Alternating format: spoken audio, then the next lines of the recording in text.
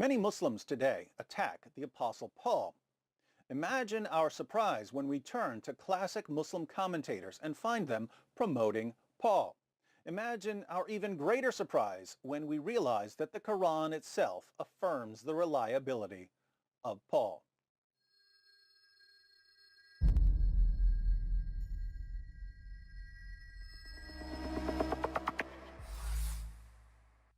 Allah confirms the reliability of the Apostle Paul. In chapter 61, verse 14 of the Quran, Allah says that he aided the true followers of Jesus until they became uppermost over those who rejected Jesus. Allah says, "O you who believe, be helpers in the cause of Allah, as Jesus, son of Mary, said to his disciples, 'Who are my helpers in the cause of Allah?' The disciples said, 'We are helpers in the cause of Allah.'" So a party of the children of Israel believed and another party disbelieved. Then we aided those who believed against their enemy, and they became uppermost. In his commentary on this verse, Yusuf Ali says that it refers to Allah aiding the Christians until they permeated the Roman Empire. But the Christians who permeated the Roman Empire were what Muslims would call Pauline Christians. They believed in the message and authority of the Apostle Paul. So if Allah helped the true Christians rise to power, and the Christians who rose to power believed in the message and authority of the Apostle Paul, we have Allah's stamp of approval on the Apostle Paul. One of the most respected Muslim commentators of all time, Qurtubi, comments on Surah 61, verse 14 as follows. It was said that this verse was revealed about the apostles of Jesus. May peace and blessings be upon him. Ibn Ishaq stated that of the apostles and disciples that Jesus sent to preach, there were Peter and Paul who went to Rome. This is a Muslim scholar telling us that Paul was sent by Jesus. The Muslim historian Tabari agrees that Paul was a follower of Jesus. He writes, "Among the apostles and the followers who came after them were the apostle Peter and Paul, who was a follower and not an apostle. They went to Rome."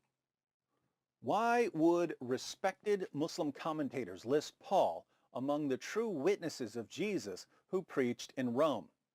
The reason they describe Paul this way is that many classical Muslim commentators, unlike Muslims today, based their views on the Quran. Allah said that he sent the gospel as a guidance for mankind and that he would protect Jesus' followers. So these commentators realized that to say that the Apostle Paul corrupted the gospel is to insult Allah. If Allah sent the gospel as a guidance and promised to protect Jesus' followers, but was overpowered by the Apostle Paul, this would make Paul more powerful than Allah.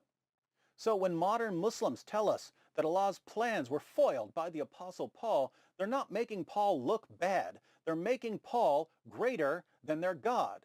These Muslims need to change the takbir from Allahu Akbar to Bulusu Akbar. So the Quran affirms the reliability of Paul. We can trust what Paul says according to Allah. And what does Paul say? Galatians 1, verses 8 to 9. "But even if we or an angel from heaven should preach to you a gospel contrary to what we have preached to you, he is to be accursed. As we have said before, so I say again now. If any man is preaching to you a gospel contrary to what you received, he is to be accursed."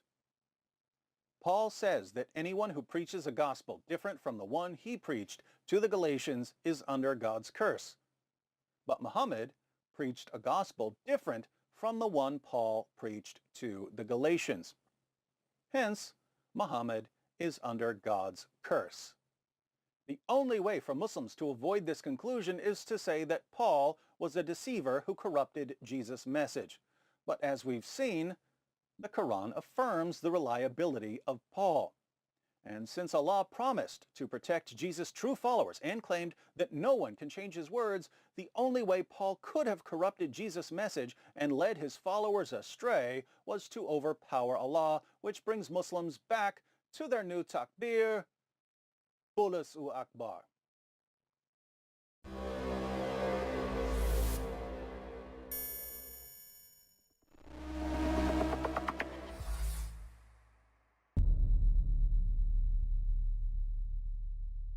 Hi everyone, thanks for watching. In case you stumbled upon this video while browsing or searching, I wanted to let you know that it's part of a series comparing Paul and Muhammad. So if you'd like to see the full series, be sure to click on the playlist. If you're already in the playlist, you're about to see that while Muhammad's message self-destructs, Paul's doesn't.